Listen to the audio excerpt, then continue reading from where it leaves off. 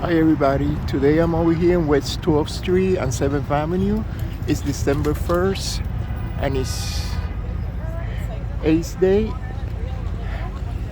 And today they have a memorial for remember the people who died of AIDS over here in New York City and around the world.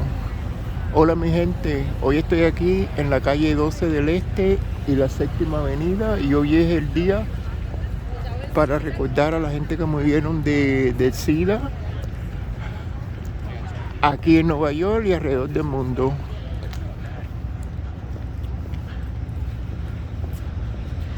Y hoy están haciendo un memorial a la gente que murieron de sida aquí en Nueva York. Aquí en el memorial de sida aquí en la ciudad de Nueva York, en el barrio de Greenwich Village. And this used to be St. Vincent's Hospital. Este era el hospital de St. Vincent, donde mucha de la gente que murieron de sida vinieron aquí por primera vez y ahora es un edificio, un edificio privado, pero antes era un hospital. So, this used to be St. Vincent's Hospital, where a lot of people who were suffering from AIDS came to get better and to die. A lot of people die here. Over here and right across they did the memorial. Y entonces aquí enfrente de ese hospital hicieron el memorial. Vamos a ver lo que está pasando. Ahora, en este momento van a nombrar, están nombrando la gente que murieron del SIDA aquí en Nueva York. So now they're like calling all the names of the people who died of AIDS over here in New York City in the memorial.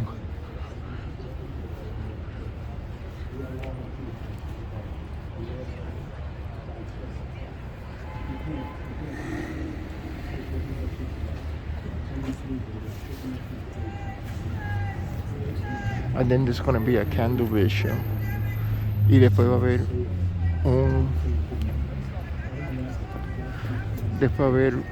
un memorial con vela.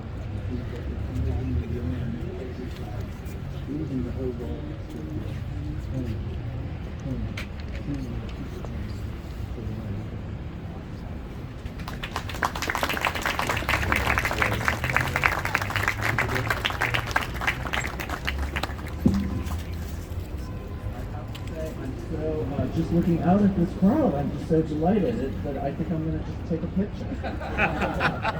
Maybe I'll take a few pictures, and then put them together into one first panoramic thing. Using that new Photoshop or anyway, I'm very excited for our next reader who comes to me by way of, I just want to nod to the iconic Kiara St James, such a trailblazing trans and openly HIV positive activist here in New York City who's done so much for the HIV community, the trans community. Kiara could not make it, so I said, I need someone else fabulous to read for me, Kiara. Who can you recommend? And Kiara recommended Kameen Matha. Diagnosed with HIV in 2003, Kameen is an activist, spiritual guide, and a public speaker. Kameen will be reading the work of Mary Bowman, a poet born with HIV who only just died in 2019. So thank you, Kameen.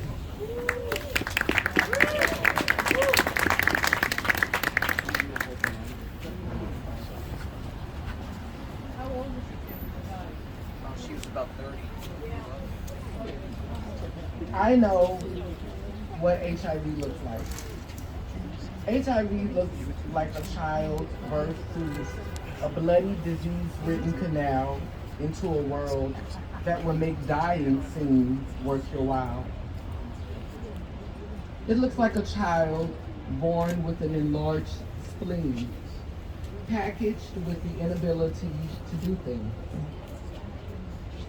Like join America's great army or be all that she can be, or simply live a life of normality. Because the cool kids think HIV is ugly, and she looks just like it. swollen lip notes and all. All because her mother made one false move on a high that came down too soon. Her mother was doomed to a life full of death, and so was she. It was predicted that she would breathe her last breath before 5, but now she stands 5'9", 15 years after her expected demise.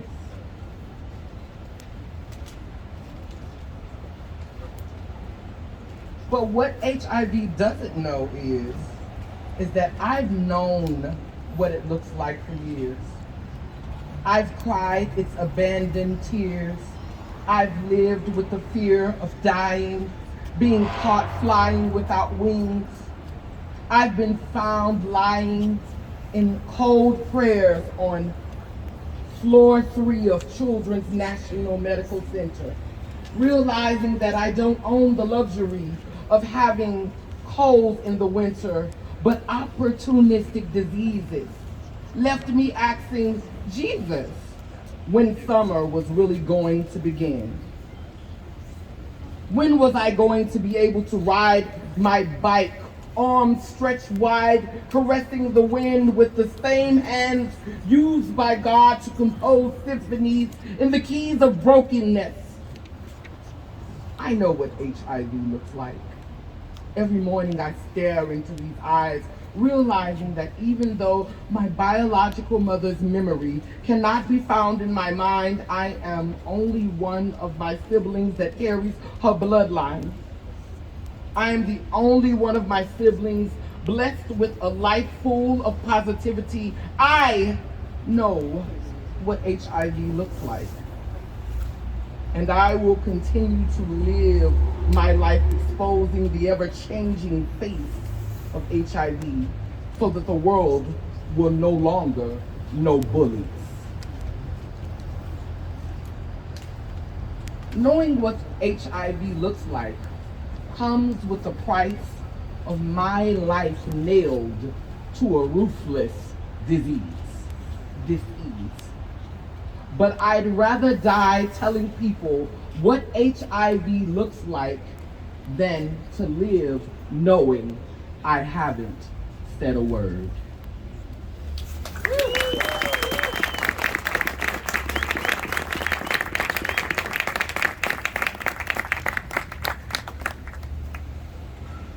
All I can say is that Kiara sent me the right person to read.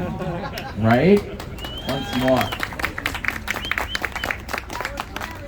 All right, and now we have Bruce Ward, who has been living with HIV since 1984, a real long-time survivor. He's a writer, actor, teacher, and a longtime HIV/AIDS advocate, and he will be reading from the work of David Feinberg, who I adore, who died in 1994. This is Bruce Ward.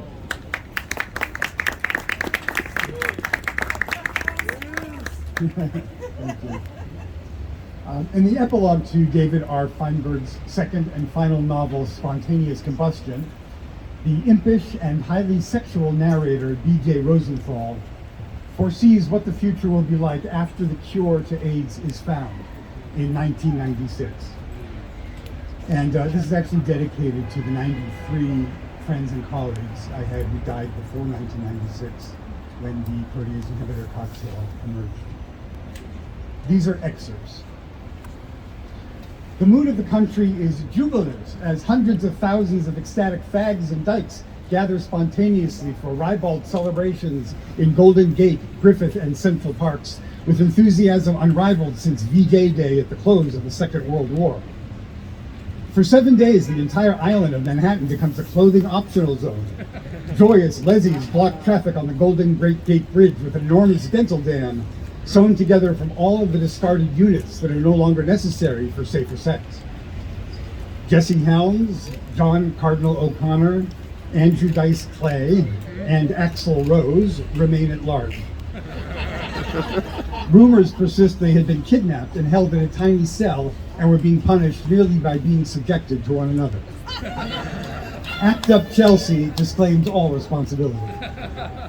GMHC announces that it will conduct special clinics for those who forgot exactly how to have sex during the epidemic. Gay activists plan on regrouping in Washington in October for a plenary session to reassess goals and priorities. Foremost on the list of demands is the reclamation of the Fire Island pines from the breeders. Larry Kramer forms an organization dealing with our most pressing health concerns since the AIDS epidemic, DSBU, Deadly Sperm Buildup. 3 months later, he will be forcibly removed from the board of directors at his own request. Cher comes out with a new perfume, Trash. With the drastic drop in condom use, officials from the Trojan Corporation donate to the artist Christo enough leftover latex to wrap the Empire State Building. Instead of AIDS benefits, promoters sponsor events to recapitalize unsafe sex emporiums. Prominent former AIDS activists mud wrestle wearing only jockstraps. It is no longer necessary to be a walking pharmacopoeia. Men stop exchanging recipes for AL721 at the Spike. Leather bars revert to their former functions. Aesthetic debates on current opera divas, critiques of fashion shows, and the occasional pickup. Gay men, thankful for the altruistic deeds lesbians performed for them at the height of the epidemic, return the favor by running daycare centers at women's music festivals, donating sperm for turkey-based fertilization, marching for abortion, and lending their sisters their favorite dresses. Antibody positives and negatives who had become socially stratified during the epidemic once again mingled to the pleasure of all. There were times back in the dismal 80s when we thought that the crisis would never end. I remember dark hours when queens lost their reason and fled to the subcontinent, never to be heard from again. Were it not for the inspirational bass beat of Miss Gloria Gaynor's I Will Survive reverberating through the antechambers of our collective unconsciousness, many would have given up in despair. But the nightmare is now over, the disease has been vanquished. And now, if you'll excuse me, I have an engagement with an as yet unidentified prospective boyfriend at some unseemly cocktail lounge near the docks. Wish me luck.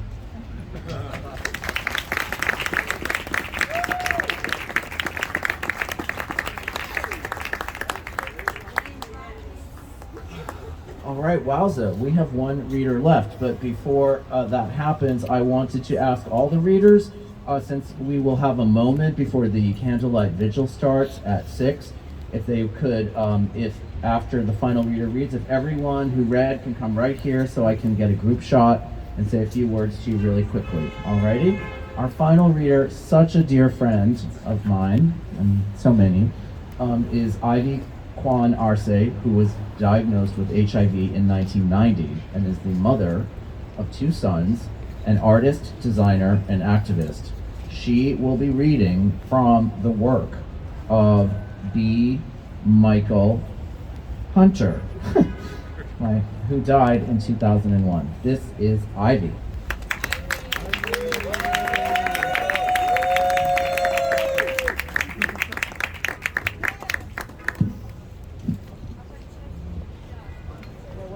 One of these days I'm going to take like a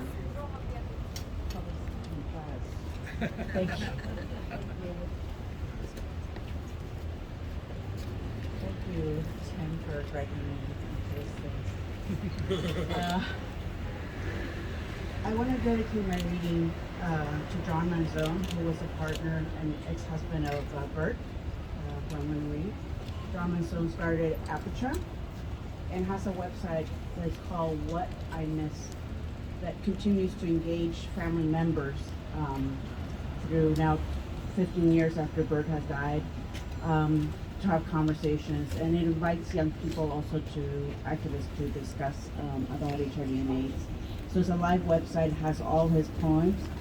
The poem I'm going to read is the one that Bert wrote for Keith, who was a partner of Charles King, and they started Housing Works. Yes, So, yeah.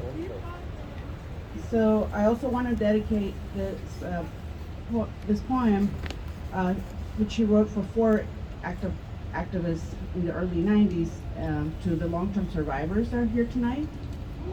So, you know, I see Eric, I see Benjamin, I see Bill, Brent, all of you guys. And I also want to dedicate it, which is important, especially for the community, for people of color in the 90s who did not have the same presence and space, to the young activists of today that have been rising up. And I would like, you know, that connection to, I would like you to invite you to the website to make that connection for the work that you guys do today, because I'd like to thank everybody that's gotten vaccinated and that we all came together this last year and a half. So again, the website is called What I Miss. So I know Bert for a long time, and it was through the years that we had no medication and had each other to rely on what we would do. And a lot of our suffering was regarding stigma, not just medication. So this poem is called The Doors Will Open, and it's for Keith Seiler. Unlock the doors, untie my hands, chains around my ankle, the voices within. I forgive you, Father, for you have sinned. After he laid his beloved, one of New York's finest, to rest, the courage to be true found sanctuary on his lips. Keith, like a panther, black, a militant vanguard in the fight, could no longer sit watching lives needlessly lost. Peeling back layers of deceit, remembering lessons learned. The heat of Cleveland flames on his bodyhood face, comrades marching in the chocolate city, his own calling. A worker of social change, a social worker. Would not allow him to contribute to the hospital conspiracy to keep the public blind. His own calling will not allow him to see people's right not taken seriously. Watching Cleveland burn, marching in the chocolate city, seeing life snatched too quickly, too soon, too often, from too many, too close, too intimate, too young. Life lessons would not allow him to sit and watch. Like any panther, black, he armed himself with the reality of the day, took to the streets wanting whole truth, not partial truth, misalignments, misquote, or misrepresentations. Not media truth, but truth found when the world's majority moves in concert, kind of like today. Truth found in the world's majority act up town crier, message simple. Brothers and sisters, black, lesbians, and gays are real. AIDS is real. Through truth, we can arm ourselves, truth without defeat. Brothers and sisters, what are you going to do? What are you going to do? Help me. Help me. Help me. Keith finds comfort taking AIDS to task with force. Frontline. Harlem, frontline. Steps of City Hall. Frontline. On the wall with bulls. Keith draws strength and is humbled by many everyday men and women. She heroes who won't give up their will to live, remaining human, enjoying life regardless of disease, doing what's needed to be done. Lord, seem like a heavy load has been lying. Again, I dedicate this to John Manzone, who's watching this from San Francisco, his husband. Thank you.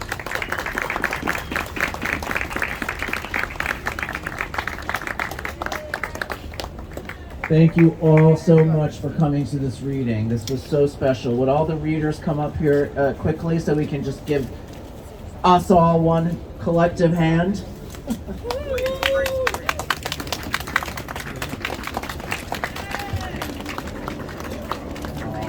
get here. Will you take a picture? Are we all in? Come on, let's make layers. Let's make layers so we all fit in the frame. We're missing some people, I think. Come on, who else? We got everyone? No, not everyone's here. Wait, who's not in it? Someone's missing. Who? Lily Duck? I'm ready, baby. Okay.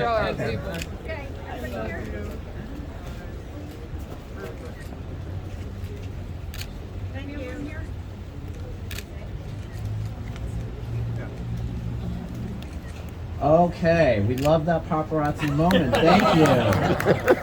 And now for the Candlelight Vigil. And leaders, I can take after the vigil. Okay, after the vigil, I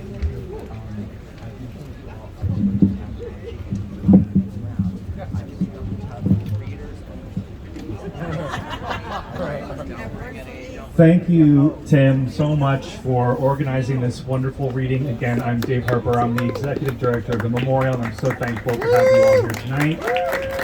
Before we start Out of the Darkness, the vigil, there are a few remarks. I'd like to welcome Toby Usnick, the Head of Communications from the British Consulate here in New York, who will be speaking for a moment, and followed by Corey Johnson, our City Council speaker. So, Toby.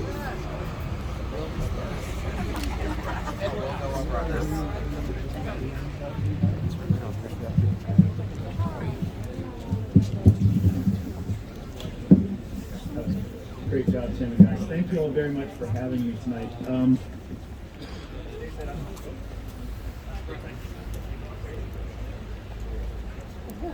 There we go. All right, good, thanks. So I'm Toby Usnick, Head of Communications at the British Consulate here in New York, and also a nearly 30-year resident here in the West Village. So this is my home, and I'm grateful to be here with you. I'm here tonight on behalf of Her Majesty's government, as well as the international diplomatic community here in New York. I think most of you probably feel that when you hear a diplomat, you think traffic congestion during UN General Assembly, or worse, diplomatic plates who violate parking regulations. But in fact, the international community, the diplomatic community, is much bigger and greater than that. And many of us are here tonight. I think Jake Swinton is here from the Aussie consulate. I haven't yet seen him, but if he is, he can raise his hand. But the point is, we actually are much larger than you might think. We are the largest diplomatic community in the world. We have 193 permanent missions and 114 consulates, as well as the UN headquarters here in New York. And most importantly, we are unified with you in combating HIV and AIDS. Today, World AIDS Day, it's worth taking stock of just the strong collective efforts that we've had in fighting these realities together. The stigma of HIV, AIDS, those that we've lost, that we want to acknowledge. Let's take a moment just to witness the strong global research and development that has really made incredible innovations available so that we've been able to allow people to live long and, as someone said earlier tonight, thrive with AIDS, not struggle with AIDS or HIV, but to live and thrive with it. I'd like to also acknowledge both the private and the public sector partners in the UK, around the world, and here in the US. I mean, here in New York, I think of GMHC, which I volunteered at in my earlier years here. We have the Elton John AIDS Foundation. In the UK, we have the Terence Higgin Trust, we have the National AIDS Trust, and there's this great leadership happening. You might not always hear about it, but I would just like you all to know that we do stand with you, particularly not just today on World AIDS Day, but every day. One example today that I want to share, just because it's news out of the UK, is we've just announced a roughly $30 million, that's £23 million pounds, investment in ending the HIV infections in England alone by 2030. But what's also equally exciting about this is the fact that the government is also doing this as the UK's armed forces are beginning to remove the long-standing barriers of people living with HIV being able to serve in the military. So we're working to take away that stigma and the barriers that come with it. As well, we've just now had announced further expansion of HIV prevention methods with the contribution which have contributed to 35% fall in HIV diagnoses in England since 2014. Our UK Health Minister said today, Maggie Throop, she said, quote, We're taking action to make sure we're firmly on track to meet our target in the next 9 years, doubling down on existing efforts and adopting new strategies to reach particularly at-risk populations. So in short, Her Majesty's government and the international diplomatic community stand with you all tonight. It's the good fight, and we're here with you. Finally, as a gay man who has been in this community for 30 years, I'm older than 30, but I've been in New York 30 years, so don't take that the wrong way. I just want to extend an invitation to you all from Her Majesty's government. In June of 2022, we are going to host the world's largest gathering of LGBT activists, government officials, policymakers in London, coincidentally with the 50th anniversary of Gay Pride there. And the effort is to really try and combat the stigma and create legislation and ways forward for LGBTQ citizens around the world. So mark your calendars if you're able to come to the UK at the end of June 2022. And now, I'm so glad I got to speak before Corey, because he's a friend for many years. He's a travel mate, and he's a hard act to follow, so I'd rather start before him. So Corey Johnson, our city speaker, please come on up. It's good to see you.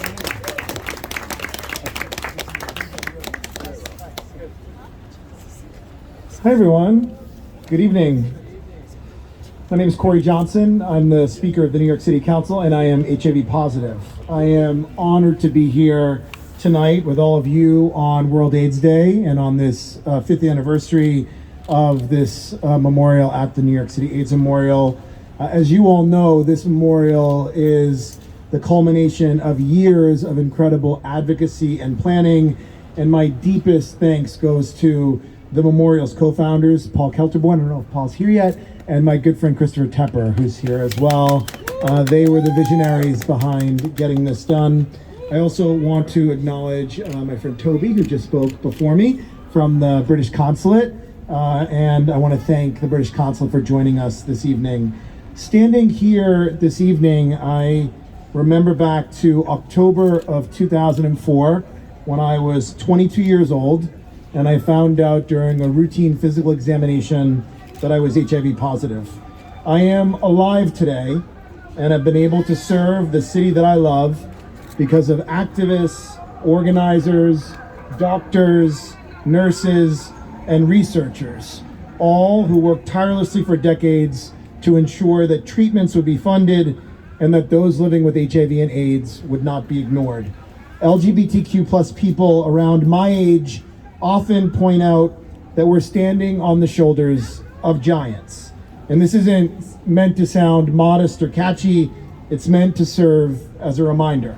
A reminder that in a time when parents were too scared to send their kids to school with Ryan White, we had courageous people working right here at St. Vincent's Hospital to provide some of the only care available at that time to people living with AIDS. It's a reminder that when others refused to act or even acknowledge the crisis, a small, brave group of people at the LGBT Center formed ACT UP, just 1 block away from here, to provide direct, life-saving services to the LGBTQ plus community and countless others affected by HIV and AIDS. And most importantly, it's a reminder that over 100,000 New Yorkers, our friends and our loved ones, lost their lives on the long road that brought us all here today. The beauty, the passion, and the courage of those who passed away live on through those who loved them. Many of you are those people that are here today. And my hope is that one day in the near future, we will live in a world without any new cases of HIV and AIDS. So let this memorial remind the generations to come that every single person who we lost to the AIDS crisis had a life that was valuable and meaningful and beautiful, and that they will never be forgotten. And let it remind us as well of the heroes who rushed towards those in need and not away from them. The strength and courage of hundreds of thousands of people will forever be enshrined in this memorial, and it's an incredible honor to be here today and to continue to support the powerful arts, cultural, educational programming at the New York City AIDS Memorial. I might add that I think right now there are only 4 openly HIV positive elected officials in the United States of America.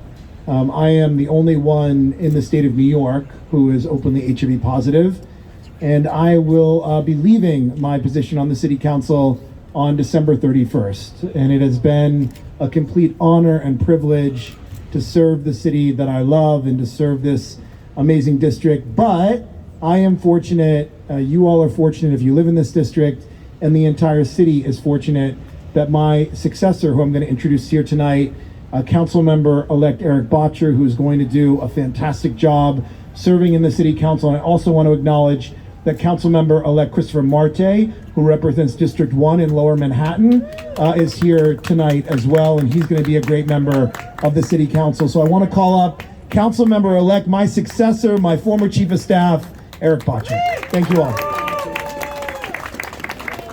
Thank you so much, Corey. Corey, serving as your Chief of Staff the last 7 years has been the honor of my career, and being at your side as you helped to complete this memorial, this sacred space, was the honor of my time with you. So I want to thank you for everything you've done to help make this possible, and also the board and all the founders of this sacred place. I feel an awesome sense of responsibility as I prepare to represent Council District 3 in the City Council, because Council District 3 occupies a very important place in the history of the fight against HIV and AIDS. It was the center of death during the worst days of the AIDS epidemic. Council District 3 is the Village, Chelsea, and Hell's Kitchen. Also, Council District 3 was represented by the first openly HIV positive elected official in the United States, Tom Duane, and also Corey Johnson, the first openly HIV positive speaker of the New York City Council. So I pledge to you, Corey, and to all of you to continue your efforts to protect the funding that we've won, to fight for more until we win the fight against HIV and AIDS, and reminding everyone that people are still dying of HIV and AIDS. We can't forget that. So that's my charge at City Hall, in the name of everyone we've lost and all the people who are still suffering terribly today. Thank you so much. Thank you so much, Toby, Corey, and Eric. We're very excited to have you as our new City Council member. That is it for the first part of our event today, which was the words of remembrance. The next part will be the Candlelight Vigil Out of the Darkness. I just want to say to speak briefly about the candles that are on the fountain in the center of the memorial. These were designed by the French sculptor Jean-Michel Athaniel and were produced by the wonderful artisans at Brooklyn Glass here in New York City. They're all handmade, hand-blown, and hand-etched, and they are absolutely free for you to take home with you as a gift from us at the memorial and from Jean-Michel Athaniel to the city. Please take one as you process to the next part of the vigil. They're beautiful, and I hope you enjoy them. And now I'd like to welcome Brant Nicholson Earl, who will start off the next part of our evening and Out of the Darkness on their 30th anniversary. Thank you, Dave. Welcome everyone to our, believe it or not, our 30th Out of the Darkness Candlelight March and Gathering. It's kind of awesome to even contemplate that it's been this long. Last year was the first time we didn't actually march because of the lockdown. So we produced an hour-long video. But we're very grateful that we're able to resume marching, and very grateful that we're able to gather here at this beautiful memorial. This is a year of many anniversaries. This is the 5th anniversary of the memorial, and kudos to the founders and the people that have made this possible for us. it's also the 40th anniversary of the AIDS crisis itself. And 35th anniversary of AIDS Walk. It's the 35th anniversary of my run around America. And it's the 200th anniversary of St. John's Lutheran Church, where we'll be gathering. So we were going to have a prayer, but in place of a prayer, I'm going to offer some words of Robert Kennedy when he made a speech in Cape Town, South Africa in the 60s. That has been a bellwether for me. I shared it with folks all the way around America and at the March on Washington in '87 and at other times. Let no one be discouraged by the belief there is nothing one man or one woman can do against the enormous array of the world's ills, against misery and ignorance, injustice and violence. Few of us will have the greatness to bend history itself, but each of us can work to change a small portion of events, and in the total of all those acts will be written the history of this generation. It is from numberless diverse acts of courage and belief that human history is shaped. Each time a man or a woman stands up for an ideal or acts to improve the lot of others or strikes out against injustice, he or she sends a tiny ripple of hope, and crossing each other from a million different centers of energy and daring, those ripples build a current that can sweep down the mightiest walls of oppression and resistance. I now want to welcome my colleague on our planning committee for Out of the Darkness, who is going to introduce our next speaker. Barbara Martinez ran her own AIDS organization for 17 years in Caracas, Venezuela, and she's been an important part of producing Out of the Darkness for well over 12 years. And she and her husband and her son are producers of For the Love of Friends, which is the documentary film they made about our work with AREA. And we're going to have a private screening on Friday at the SVA Theater, and there's more than enough room for folks, so if you want to see it, it's at 7 p.m. You need to be bringing proof of vaccination and wear masks. But we're going to be, lighting these beautiful votives soon and marching down to St. John's.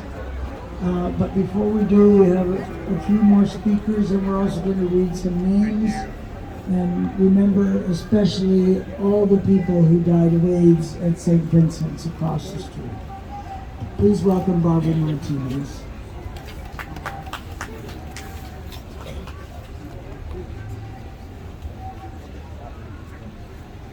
Good evening and welcome. It is my pleasure to be here once again. This is our 5th year at the AIDS Memorial and its 5th anniversary, so we have been here every year since it opened to commemorate and celebrate the efforts of caregivers and activists. At this moment, I just want to share with you that all over the world, people are lighting their candles. People are remembering their loved ones. People are supporting those living with HIV, and people are gathering to make a statement, to create spaces where people can be themselves and express their desire for a better world, more just, with more availability to medicine. Many countries don't have the HIV medicine. They don't have the vaccines. We are blessed to have them here. I would like to introduce Commissioner and Chair of the New York City Commission on Human Rights, Annabelle Palma. Annabelle Palma has decades of experience fighting for diverse communities and uplifting working families. Please welcome her. Thank you. Thank you, Barbara. Thank you, Brent, for allowing me to be here today and participate in this monumental event. My name is Annabelle Palma, and I'm the Commissioner and Chair of the New York City Commission on Human Rights. Again, I want to thank the organizers, advocates, and volunteers, and all of you for what you do on a daily basis. It is an honor to be here on this monumentous occasion of the 30th annual Out of the Darkness event. And it's hard to believe that it's now been over 40 years since the first report of a disease that would eventually be known as AIDS first came into the conscience of our society. In those early days of the pandemic, there was so much fear, stigma, and as well as tremendous sorrow. I was personally touched by AIDS at an early age. I lost my mother and stepfather, Carmen Maria Melendez and Jose Luis Rivera, to AIDS, both in 1992 and 1994. Losing my mom changed the entire trajectory of mine and my siblings' lives. We no longer had the stability we depended on to deal with the challenges we faced growing up in an underserved community. And as I stand here with you all, I see in your faces the same expressions of grief born of losing someone to the ravages of AIDS. The loss experienced by our community and its survivors will never be forgotten.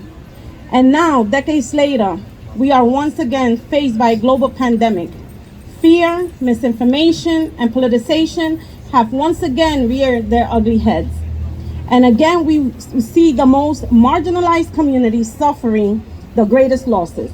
But in the 40 years since the term AIDS entered the global consciousness, we have learned and grown. There have been tremendous advancements in medicine, education, and destigmatizations of communities living with HIV and AIDS.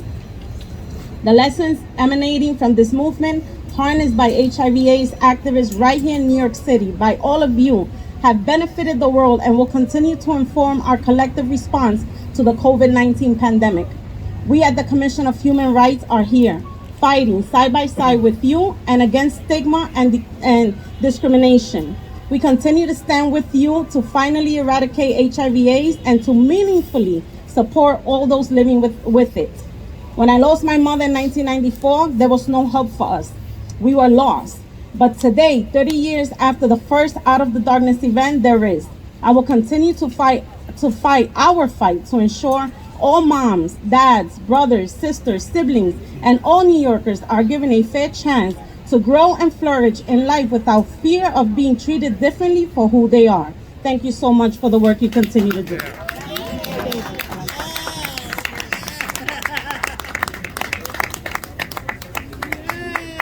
Thank you so much, Commissioner. It's now my privilege and pleasure to introduce a man who's been on the front lines of the battle against AIDS for more than 3 decades. He was director of the HIV program at St. Vincent's for more than 2 decades and has now been serving on GMHC for GMHC and the clients of GMHC since 1985. So please give a warm welcome to Matt Bainey.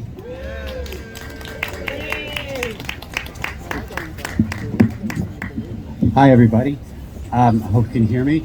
First of all, I want to say thank you so much for allowing me to participate in this. This is one of the most special days of the year for me. It's a mixed emotion day, but incredibly important to me. And to be standing here with you guys, I feel like I'm with my family. And for that, I'm truly, truly thankful. I also have to say I'm extremely, how do I say this right? Hearing people mention St. Vincent's tonight brings up so many mixed emotions for me. After spending almost 20 years of my life here and seeing so many different things happen and the world change so often and so differently, it's hard for me to comprehend where we're standing today. And it's a wonderful feeling. So I hope I'm able to go home and relive exactly what you guys have been talking about. And standing here, saying right behind me was our clinic, right there was my hospital, 20 years of my life, and I wouldn't change a single thing. So glad I'm here with you. So with that in mind, just a few words. I just wanted to say thank you for giving me the opportunity to share my thoughts with you about World AIDS Day. I do feel that, unfortunately, there have been too many of these events to count, but the commemoration of where we were, where we are, and where we hope to be is important if we're able to win the fight and end the epidemic. I also feel it's important that we recognize those who we have lost to HIV and the courageous battles fought on their individual journeys. For those currently living with HIV, we are here for you, and you are not alone. We honor those who have provided care and support to our communities in need, and we show appreciation for all of the professionals over the times that have risen to the occasion and dedicated their lives to research, education, clinical care, support services, and advocacy in the world of HIV. As stated before, HIV and AIDS is not over. Let me start by saying to you all, I'm not unique, nor do I think I am in any way unique. I'm just a proud member of a dedicated army of people who have worked in the field of HIV for many years. My travels took me from Columbia Presbyterian to Beth Israel to my favorite heart, Mount Sinai. I'm sorry, St. Vincent's, and then went off to Mount Sinai. Actually, they're both my favorites because they both pay my checks, so I have to say that nicely. St. Vincent's will always be a special spot in my heart, and I thank Mount Sinai for helping us keep our programs running, and for that I'm truly grateful. I have to say, for 35 years of working in this field, it's been a gift to me, and it's been a grateful experience, and as I said, I wouldn't change a single thing. My first steps into the HIV epidemic took place in 1985. I went to GMHC to volunteer in their first offices, where it was on 22nd Street.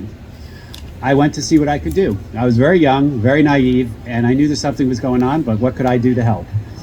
My first assignment when I got there was to work a fundraiser that they were doing at the Metropolitan Opera House. It was a long time ago, and some people will remember that, some won't. Music for life. Exactly, Music for Life. Thanks for remembering that. It was 1985, the first one.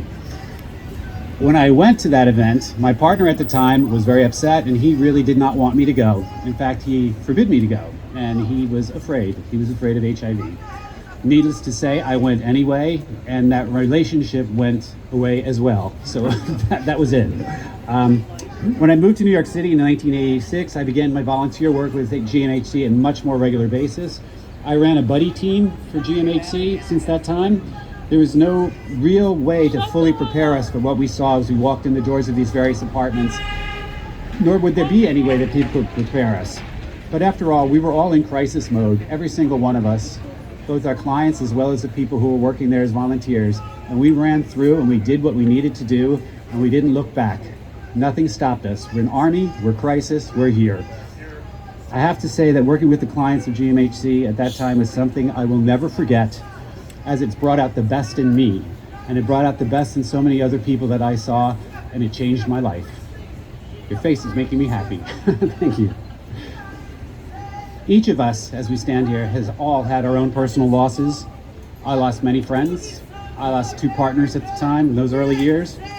But remember, there was no roadmap, there was no cookbook, there were no rules on how we should deal with HIV at that time. It was the Wild West, and we rode through the Wild West. We learned to ask for forgiveness rather than permission, and we did it. And nobody stopped us because they didn't know what we were doing until after it was done, and then it was a success. So hey, a new rule was made. So that's how we did our work. People needed us, and we showed up. And I have to say personally, I needed those people myself. I'm glad I was there to do it. Exactly. Reminding ourselves, as we talked before, some of us went out and changed the world with advocacy and social justice. Amazing work that has had a great impact on healthcare and how it is provided to this very day. Others stayed at home to take care of those who were sick and needed the attention. I knew that my personal strength was in primary care and direct patient care, and I stayed here. Through it all, we have seen the incredible spirits of individuals in the face of adversity. Once again, I consider that a beautiful gift. But we can't be complacent. We need to educate, educate, educate. We need to provide alternatives to people that meet them where they are and not where we want them to be. We need to address the barriers that people experience to healthcare, such as food insecurity, housing, unemployment, and other economic issues. I have to salute those who have come before me, those who have been with me, and those who will continue to change the world. We have lost a lot. We have lost a real lot, but we've also gained. And from what I see, I think we've gained compassion for others that has not been there in the past. That's where we are today. It's not over, but we are sure moving in the right direction. And finally, so importantly to me, for all of you, I have to say, let's take a moment of support and appreciation for our long-term survivors who are with us here today.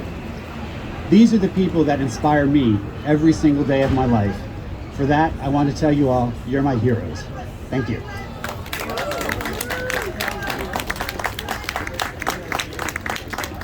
Thank you, Matt. In a few moments, we're going to begin marching to St. John's. We have established a lot of traditions over the years, and a brand new tradition this year is with us. The Pride Puppets are going to be accompanying us to the church, and then are going to be handing out our doing the blessing of the safer sex kits later on during the gathering. It's awesome to see represented Keith Haring and Simon Nicoli, two amazing artists that we lost to AIDS, but also Billy Porter, who is still with us and recently came out as being HIV positive. So it's quite amazing. We're going to, in about 5 minutes or so, they're going to begin reading the names of those who died of AIDS at the church. You'll see lots of sections of the International AIDS Memorial quilt on display, and we're going to read a few names here before we start, and when we finish, I invite you all to call out names of those you've lost to AIDS, and also if you've lost anyone to COVID or anyone you want to remember. We'll take a few moments to hear those names when we finish reading. Thank you.